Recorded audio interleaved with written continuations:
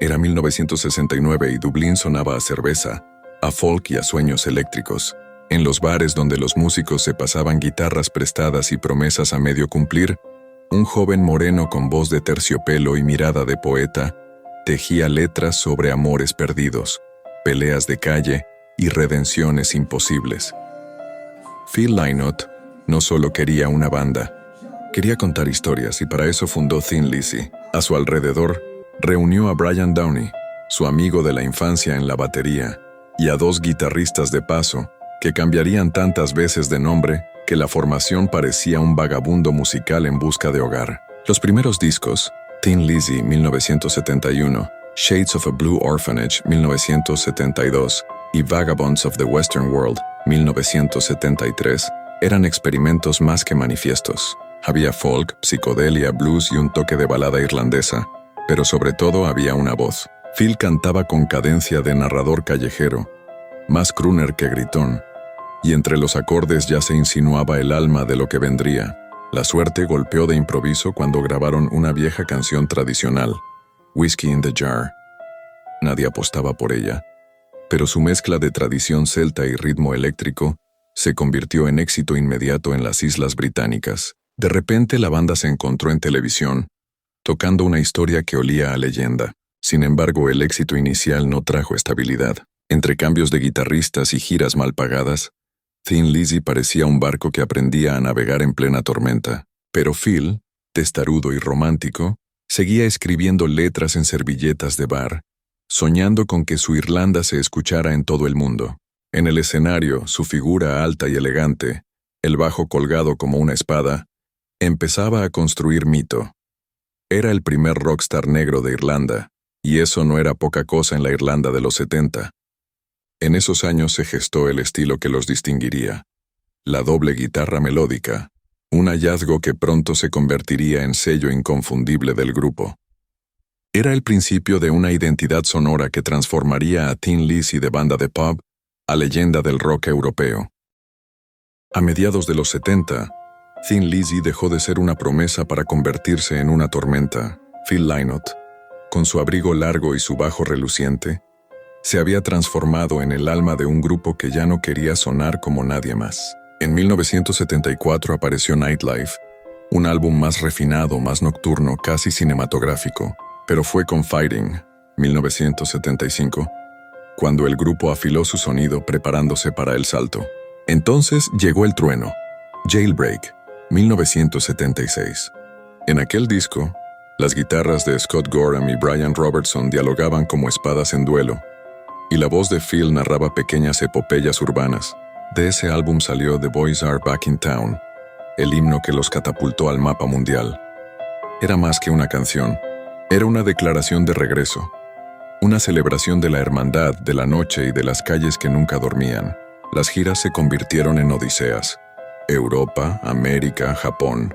Cada concierto era un choque eléctrico entre precisión y peligro. En el escenario, Phil sonreía con la elegancia de un poeta y el descaro de un forajido. Su fraseo era puro ritmo narrativo, un James Joyce con Fender, pero fuera del foco la presión crecía. Las giras interminables, el cansancio y las primeras adicciones empezaban a pasar factura. En 1978 lanzaron Live and Dangerous, uno de los directos más celebrados del rock. Pocas veces una grabación capturó tanta energía. Las guitarras se entrelazaban con una naturalidad casi coreográfica, y la voz de Lynott sonaba como si contara su propia vida. Romántica, dolida, pero indestructible. Era el sonido de una banda en su cima. Ese disco no fue solo un concierto, recordaría más tarde Scott Gorham. Fue el espíritu de Thin Lizzy sudando sobre el escenario. Entretanto entraba y salía un guitarrista que parecía un personaje de novela, Gary Moore. Genio técnico, temperamento volcánico, amigo y rival de Phil desde los días del Dublín adolescente. Moore aportó fuego puro. Su paso por Black Rose, a Rock Legend, 1979, marcó otro punto alto. Un álbum donde el blues se mezcló con el folclore irlandés y el rock más afilado. La canción homónima, con su melodía celta, sonaba como una elegía a la patria y a la juventud perdida.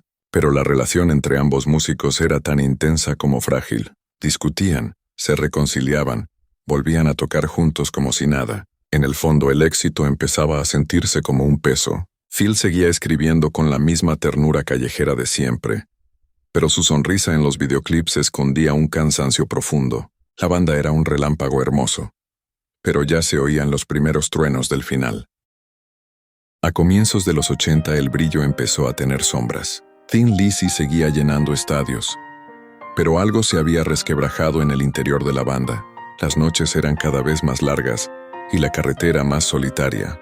Phil Lynott, siempre impecable, mantenía el porte del caballero del rock, pero detrás del escenario la fatiga se volvía abismo.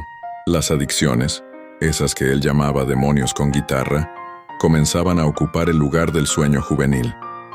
En 1980 publicaron Chinatown, un disco en el que las guitarras de Snowy White añadieron un tono más elegante, casi melancólico. Luego llegó Renegade, 1981, con atmósfera más oscura, y finalmente Thunder and Lightning, 1983, El canto del cisne, un álbum enérgico, con toques de heavy metal y la última llamarada del grupo antes del adiós. En el tema que le daba nombre, Phil rugía como si se despidiera de sí mismo, y en The Sun Goes Down, su voz parecía pronunciar un presagio. La gira final de Thin Lizzy fue una despedida cargada de emoción. Cada noche, Lynott se erguía con su bajo como si la muerte esperara entre bastidores. «Gracias por venir, muchachos», decía al público. «Sin vosotros no habría historia que contar». En 1983, la banda se disolvió oficialmente. Phil se dedicó a proyectos solistas y colaboraciones, entre ellas una nueva alianza con su viejo camarada Gary Moore, que culminó en el poderoso sencillo Out in the Fields, 1985. Fue una reunión breve pero mítica. Dos viejos amigos que, entre heridas y recuerdos, volvían a hablar el único idioma que entendían, el de las guitarras y la verdad desnuda. Pero el tiempo no perdonó. Las batallas internas y el desgaste físico pudieron más que la fama. En enero de 1986, Phil Lynott murió en Salisbury, a los 36 años. Irlanda entera se vistió de luto. En Dublín, los pubs apagaron la música por una noche, y un silencio espeso cubrió las calles donde todo había empezado. No era solo un músico el que se iba, era un poeta del asfalto, un soñador que había hecho del rock una forma de contar su país y sus heridas. Gary Moore, devastado, continuó su camino en solitario, con discos de blues y rock que conservaron la intensidad de su toque. Cuando él mismo falleció en 2011, muchos sintieron que se cerraba definitivamente el círculo de Thin Lizzy. Pero la leyenda no murió. La banda en distintas encarnaciones siguió girando. Las canciones, Jailbreak, Cowboy Song, Dancing in the Moonlight, nunca se apagaron. Hoy, el nombre de Thin Lizzy suena como un eco cálido entre guitarras gemelas. Phil Lynott, con su estampa de dandy y su corazón de trovador, sigue cantando desde los vinilos y las memorias. Fue el chico que soñó con hacer de Irlanda un lugar del rock, y lo logró. Su historia no termina con su muerte, sino cada vez que alguien en cualquier bar del mundo levanta una pinta, sube el volumen y deja que el bajo de Phil marque el pulso de la noche.